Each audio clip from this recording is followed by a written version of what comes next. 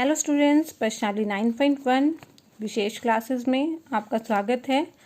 प्रश्नावली 9.1 करने से पहले हम इसकी इंट्रोडक्शन में जो 8 चैप्टर में से इसमें यूज़ होने वाली चीज़ें हैं उसको डिस्कस कर लेते हैं।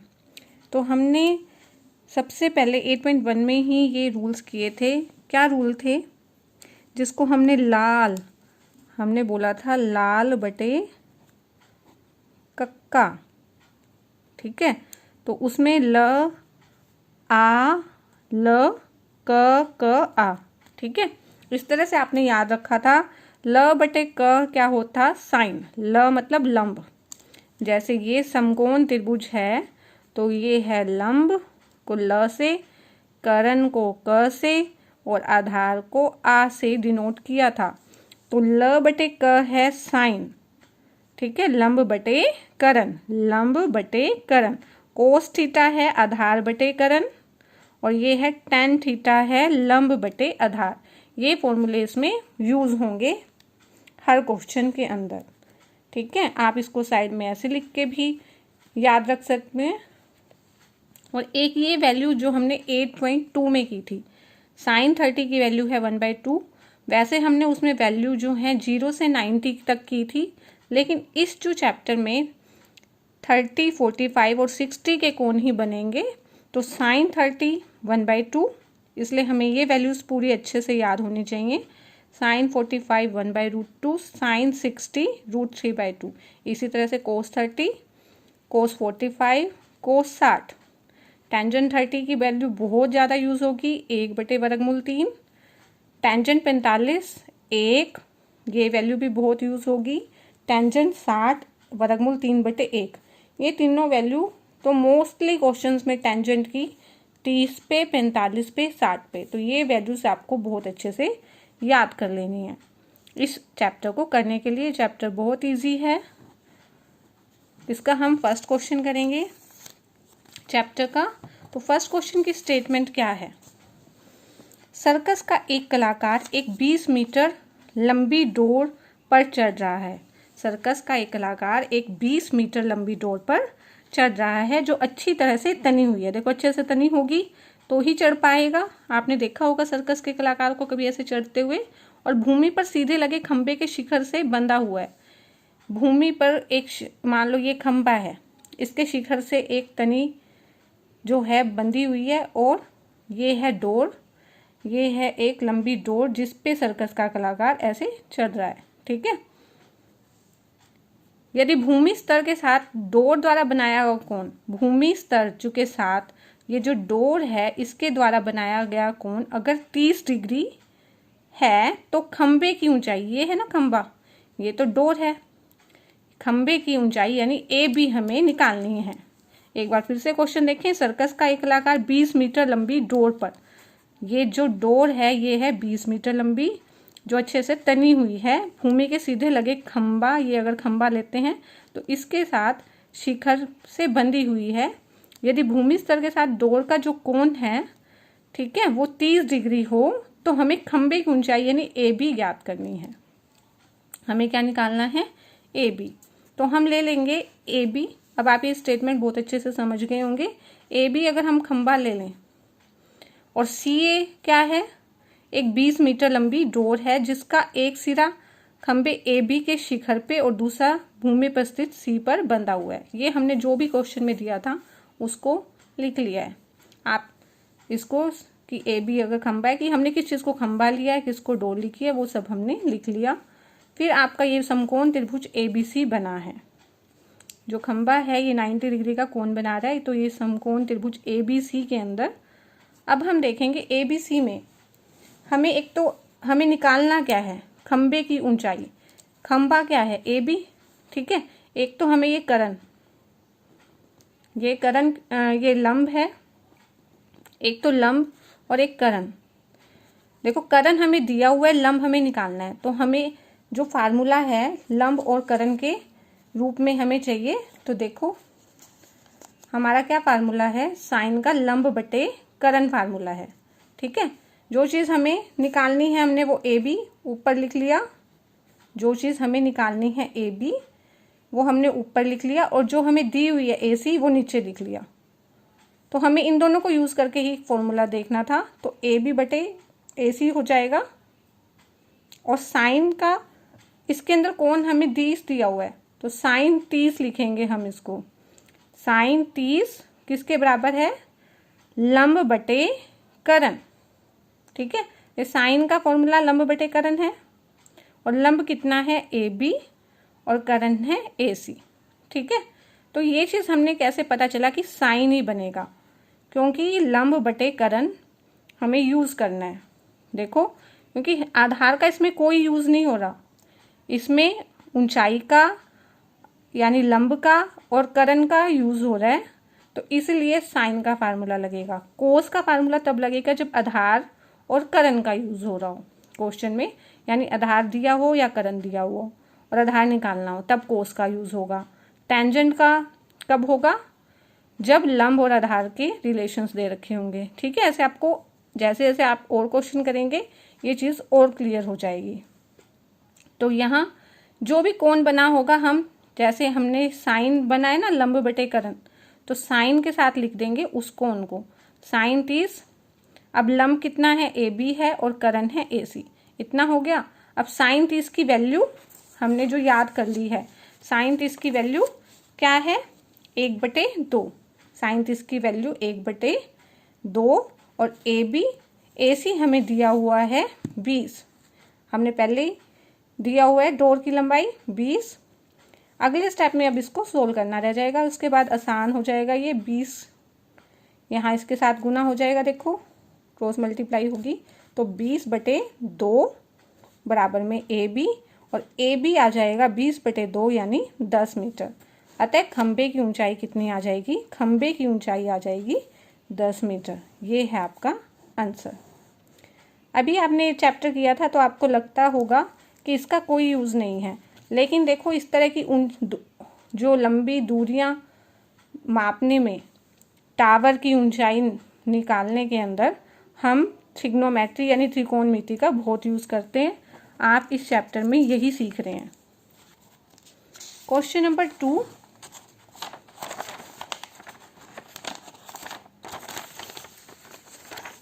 क्वेश्चन नंबर 2 की स्टेटमेंट है, आंधी आने से एक पेड़ टूट जाता है।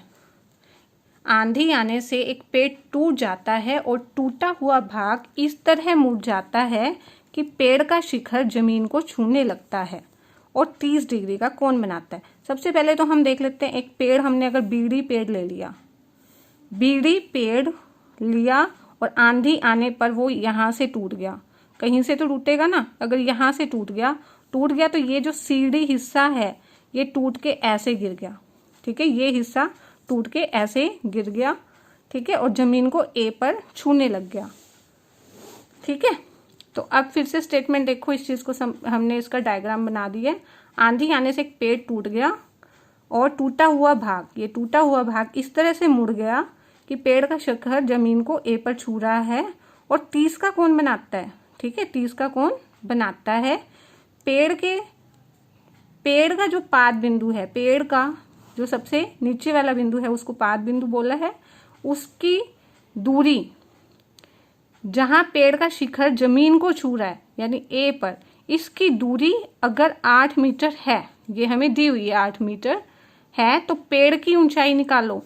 पेड़ की ऊंचाई यानी बीड़ी ज्ञात करना है, बीड़ी ज्ञात करना है। तो आपको स्टेटमेंट समझ आ गई।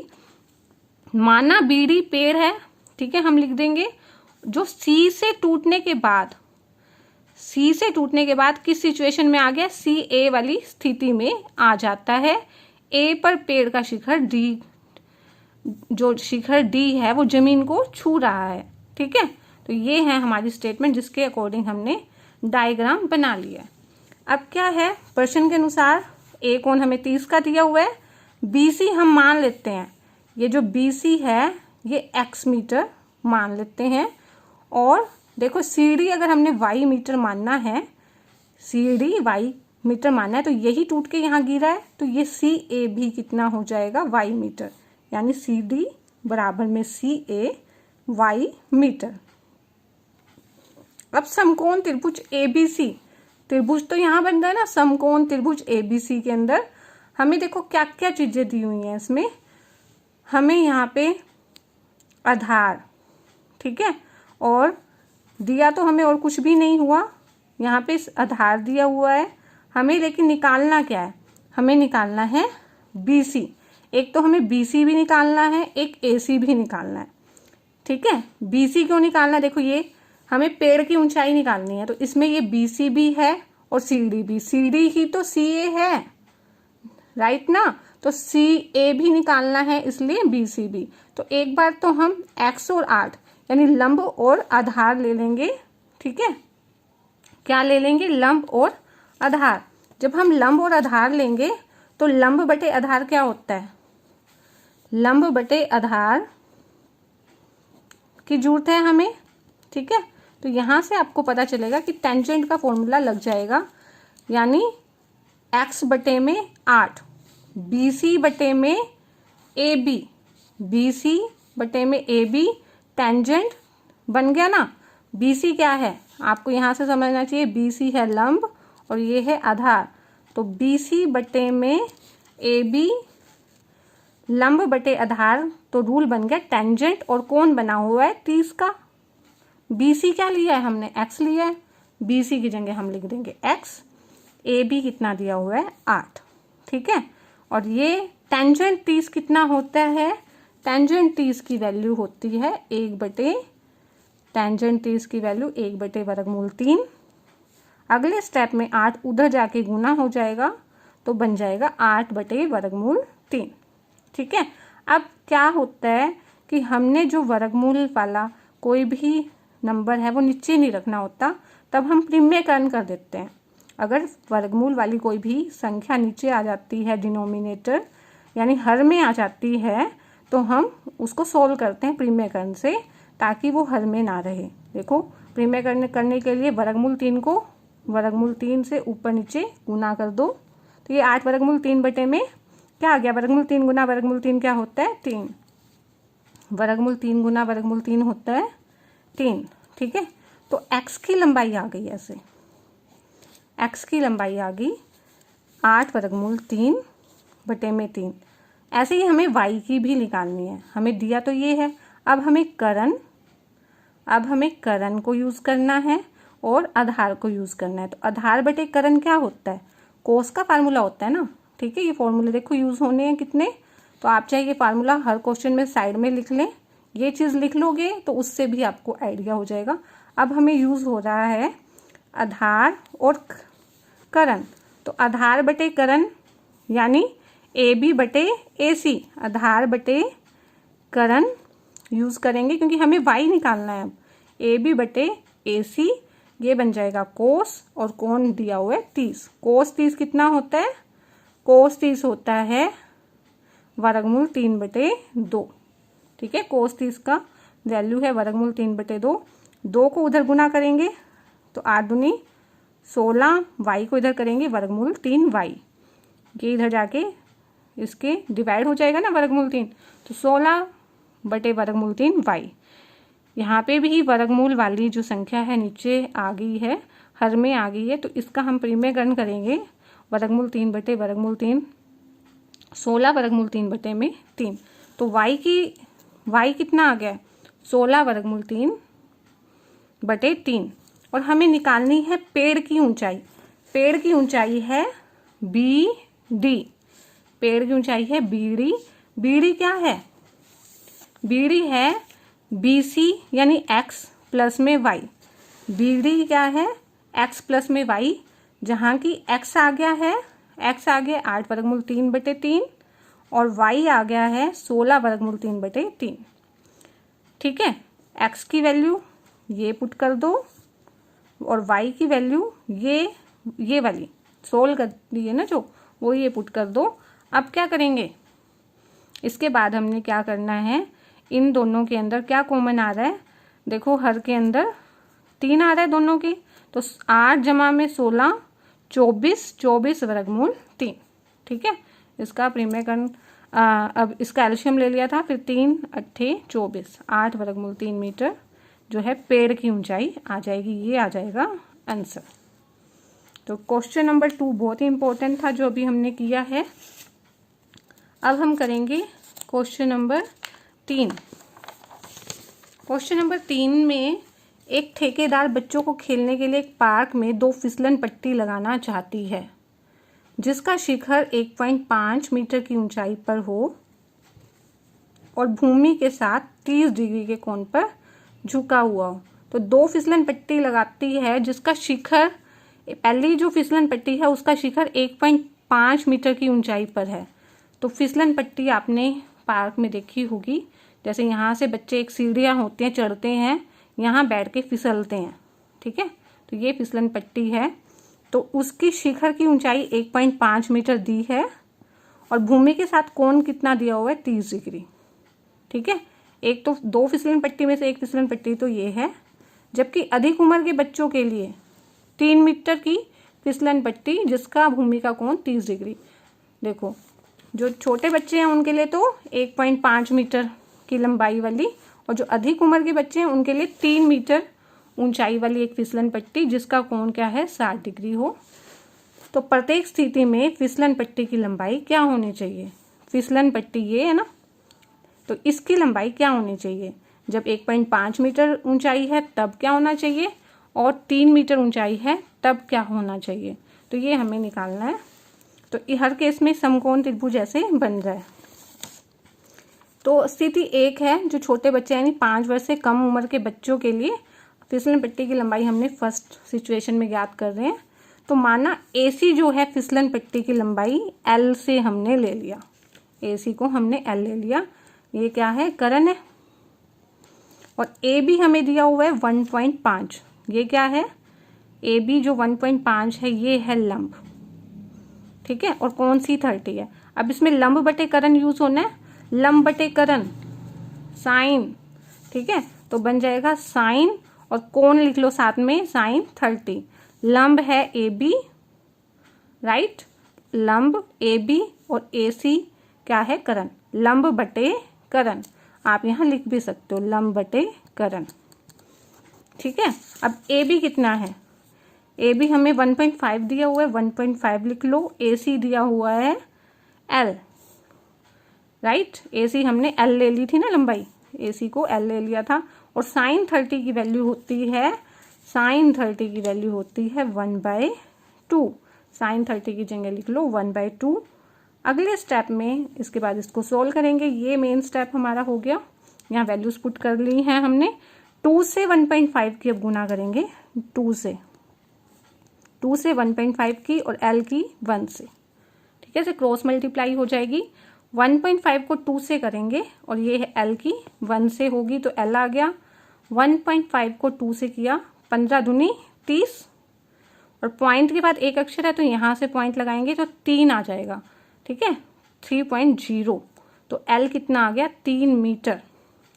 ये 3 आ गया था साथ में, क्योंकि मीटर में दी हुई है हमें फिसलन पट्टी की लंबाई, तो 3 मीटर आ गया। ये कौन से केस में आया है, जब 1.5 मीटर हो। इसी तरह से हम अगले भी निकाल लेंगे। 5 वर्ष से अधिक उम्र के बच्चों के लिए फिसलन पट्टी की ये लंबाई, फिसलन पट्टी की इस लंबाई को अगर हम x मान लें और हमें ये DE दिया हुआ है 3 मीटर, तो यहाँ पे माना D फिसलन पट्टी की लंबाई x मीटर, DE गिवन है 3 मीटर और F कितना दिया हुआ है आपको 60। तो त्रिभुज DEF में क्या हो जाएगा, लंब बटे करण। देखो लंब और करण है इस क्वेश्चन में, आधार नहीं दिया हुआ, आधार का कोई रिलेशन नहीं है, तो हमें लंब बटे करण यूज करना है। लंब बटे करण यानी DE बटे में DF। लंब क्या है DE और करण है DF, तो DE बटे DF क्या हो जाएगा, साइन, साइन के साथ एंगल कितना दिया हुआ है 60 का। ये है लंब बटे करण। जो भी चीज़ हमें दी हो वो हम लिख लेंगे। लंब बटे करण से आपको पता चल गया साइन का फॉर्मूला बनेगा, और साइन और कोण देख लेंगे कौन सा है, साइन 60। अब साइन 60 होता है वर्गमूल 3/2, ठीक है। DE कितना दिया हुआ है 3, DE दिया हुआ है 3, DF हमने ले लिया है x, DE दिया हुआ है 3 और DF x 3 वर्गमूल 3/2। अब क्या करेंगे, क्रॉस मल्टीप्लाई कर दो, तो 2 की 3 से गुना करेंगे, क्रॉस मल्टीप्लाई में 2 की 3 से गुना करेंगे और x की वर्गमूल 3 से करेंगे। तो 3 गुना में 2 और वर्गमूल 3 अगले स्टेप में आप ऐसे इधर ले जाओ तो x की वैल्यू आ जाएगी। x की वैल्यू क्या आ गई, 3 दूनी 6, 3 दूनी 6/√3। अब देखो वर्गमूल में संख्या नीचे आ गई है हर में, तो हम इसका परिमेयकरण करेंगे। परिमेयकरण क्या होगा, ऊपर नीचे वर्गमूल 3 से गुना करोगे तो ये 6/3, वर्गमूल 3 गुना वर्गमूल 3 बन गया 3, 3 एकम 3, 3 दूनी 6, तो ये बन जाएगा 2/3 मीटर। ठीक है, आ जाएगी ये लंबाई x की। तो जब फिसलन पट्टी की लंबाई जब 1.5 मीटर लंबाई है तब आ गई है 3 मीटर, और जब DE ऊंचाई है तब फिसलन पट्टी की लंबाई आ गई है 2/3 मीटर। ये है इनके आंसर। अगला क्वेश्चन है क्वेश्चन नंबर 4। क्वेश्चन नंबर 4 क्या दिया हुआ है, माना भूमि के एक बिंदु से, भूमि का एक बिंदु है, कोई एक भूमि का बिंदु ले लो। देखो भूमि का एक बिंदु से मीनार के पाद बिंदु से, एक मीनार है, कोई मीनार है, उसके पाद बिंदु से 30 मीटर की दूरी है, 30 मीटर की दूरी है। भूमि का कोई भी बिंदु ले लिया, भूमि के एक बिंदु से कोई मीनार है, मीनार के पाद बिंदु यानी उसका नीचे वाला बिंदु से 30 मीटर की दूरी पर है। मीनार के शिखर का उन्नयन कोण, शिखर का जो उन्नयन कोण है वो कितना दिया हुआ है, 30 डिग्री, जो कोण है 30 डिग्री दिया हुआ है। ठीक है, हमें मीनार की ऊंचाई, ये मीनार ली है ना हमने, तो मीनार की ऊंचाई यानी ये AB ये ज्ञात करनी है, राइट। ये AB, अगर इसको हमने h मान लिया ऊंचाई को, तो हमें h ज्ञात करना है। अब इस क्वेश्चन में आप क्या देख रहे हो, h दिया हुआ है, यानी लंब और आधार दिया हुआ है। लंब बटे आधार वाला फार्मूला यूज हो जाएगा ना, लंब बटे आधार वाला फार्मूला याद हो ही गया होगा, किसका होता है, टेंजेंट का, ये फॉर्मूला लगेगा। अब देखते हैं कैसे लगेगा। सबसे पहले तो हम इस चीज़ को लिख लेते हैं, माना मीनार AB का शिखर A, ये मीनार ली है हमने AB, इसका शिखर A और पाद बिंदु B है, जिसकी ऊंचाई हमने ले ली है h मीटर। बिंदु C मीनार के पाद बिंदु से कितनी दूरी है, 30 मीटर की दूरी पर है। देखो ये डायग्राम हमने खुद भी बनाया था, ऐसा ही बनता है ना। ठीक है, उसको फिर हमने, वैसे तो आपको रफ डायग्राम ही बनाना होता है, पेपर में स्केल बनाने की जरूरत नहीं है, राइट। अब ABH है, BC 30 मीटर है और कोण C 30 है। अगर आपका डायग्राम बन गया है तो आधा क्वेश्चन आप जल्दी से सोल्व कर सकते हैं, कोई प्रॉब्लम नहीं आती है फिर। ठीक है, तो ये हमने सब चीज़ें लिख ली हैं जो हमें दी हुई हैं। फिर है मेन पार्ट, समकोण त्रिभुज ABC में। अब आपको देखो लंब और आधार वाली चीज़ दी हुई है तो टेंजेंट बनेगा। लंब क्या है, हमें ये लिखना आना चाहिए, लंब ये है ना, इसको AB लिखेंगे, AB, और आधार है BC, आधार है BC, और लंब बटे आधार बन गया टेंजेंट। टेंजेंट कितना हो गया, 30, कोण 30 दिया हुआ है क्योंकि, और AB कितना दिया हुआ है, AB दिया हुआ है H, ठीक है, जो हमने मानना हुआ है, और BC है 30, टेंजेंट 30 की वैल्यू अब तक तो याद कर ही ली होगी आप सबने। ठीक है, टेंजेंट 30 की वैल्यू कितनी है, 1/3 होती है। टेंजेंट 30 की वैल्यू 1/3, तो 30 इधर जाके यहाँ गुना हो जाएगा ना, क्रॉस मल्टीप्लाई होगी, तो 30/3, वर्गमूल 3 हर में आ गया है तो परिमेयकरण कर दो, 30/3 आ जाएगा, 3 से इसको काटेंगे तो आ जाएगा 10/3 आ जाएगी मीनार की ऊंचाई। ठीक है, ये आ जाएगा क्वेश्चन नंबर 4 का आंसर। तो इस वीडियो में हम 4 क्वेश्चन करेंगे। मुझे आशा है कि आपको ये क्वेश्चन समझ में आए होंगे। अगर क्वेश्चन समझ में आ रहे हैं तो वीडियो को लाइक करके कमेंट्स कीजिए और चैनल को सब्सक्राइब कीजिए, ताकि आप मेरे सारे वीडियो देखकर 10th का मैथ बहुत अच्छे से कर लें।